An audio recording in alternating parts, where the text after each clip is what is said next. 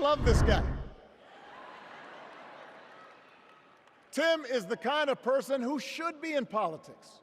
You can tell those flannel shirts he wears don't come from some political consultant. They come from his closet, and they have been through some stuff.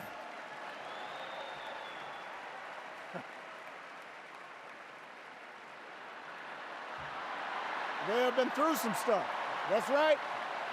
With us now here is Congresswoman Mikey Sherrill, Democrat from New Jersey. Thank you so much for being with us this morning.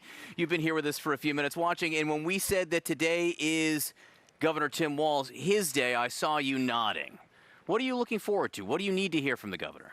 Oh, my gosh. I think I just want to hear from the governor what I've been hearing from the governor. He is such a great public servant, which speaks to my own heart as a veteran. He served for 24 years in the National Guard, 20 years as an educator, a football coach who thought that it was his job as the macho football coach who won the state championship to make sure he was taking care of all the kids and formed the Gay Straight Alliance at his high school. I mean, there's just not much this guy doesn't offer, and I want to hear it all tonight. I am so excited to hear from him. You brought up the fact that he's a veteran, he's a coach, wears a lot of hats, a governor. And a lot of flannel. And a lot of flannel, apparently. His wife confirming that he still had a lot of those shirts and that they have been worn. But there has been an attack after an attack after an attack about his time serving. And a few different things that they have gone after about some of the things he has said and about leaving when he did after 24 years of service. What do you think that has done? Has that resonated with the public? Because only about, 1% of the people in the United States, the citizens here, actually do serve, never mind enlist. Yeah, I don't think it takes serving in our military to understand that somebody who devoted 24 years to the National Guard, who did so while his kids were young, who year after year really took care of the men and women in the National Guard, and then decided not to simply retire as he would have As he could have. Yeah, as he certainly could have, as many people do after 20 years in our military, but to actually then go on to serve again in Congress, to serve on the Veterans Affairs Committee. And I mean, Tim Walz is someone so special. I have to tell you, here is a New Jersey Congresswoman. I did not know I needed someone raised on a farm to be our vice president. But man, I feel great about it. I am so excited.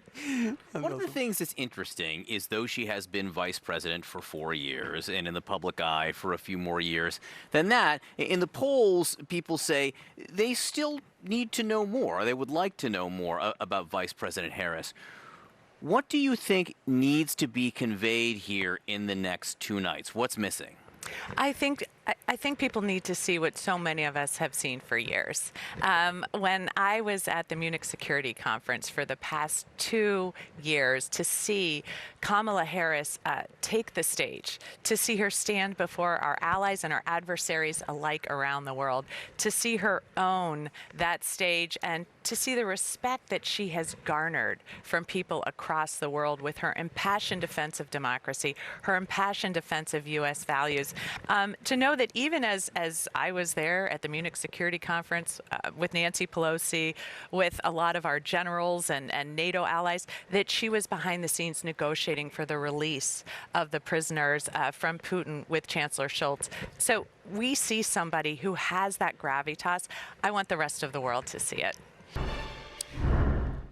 Tonight, Tim Walz will take the main stage to formally accept his party's nomination for vice president. It will be a major moment for the Minnesota governor who's been thrust into the national spotlight since becoming Kamala Harris's running mate just a few short weeks ago. CNN's Manu Raju joins us now. What the few short weeks, what a change we have seen. What was your takeaway from last night? Yeah, it is really remarkable, just the unity that we're seeing in this Democratic convention hall. Could you imagine what this convention would have looked like if it was Joe Biden as the nominee? They would have to try to make the case for him. There would be a lot of people not happy, concerned about it going forward. But with Kamala Harris, it has changed completely. The challenge for Tim Walz now is it's a risk and an opportunity really to define himself in the eyes of the American public. We have seen public polls really not know anything about who this man is who wants to be vice president tonight. So what will he do? What will Kamala Harris do? Even Harris herself. I mean, the New York Times Siena poll from over the weekend, a third of voters have no idea what she would do as president of the United States. The question that I have is, does this convention answer that question? What exactly will they do for the country? I think they've effectively made the argument about why Donald Trump should not be in the White House, especially the Obamas last night did just that. But what will their agenda be going forward? That's going to be a challenge for Tim Walz tonight. First of all, it's great to have you here.